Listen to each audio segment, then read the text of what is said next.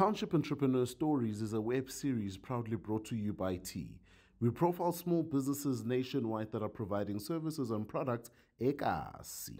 Hi ladies and gentlemen, my name is Portia Mathosi. I'm the CEO and the founder of Sisterporch Trading. The reason why I started this company, mostly my company is based on hygiene.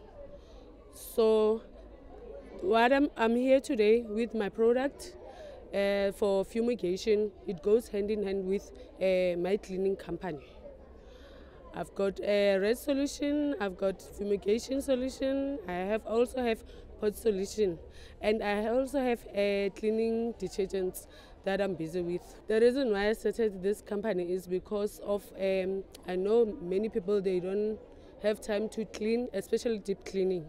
So that's where we came in as Sisterporch Trading. Hi, my name is Portia and I'm a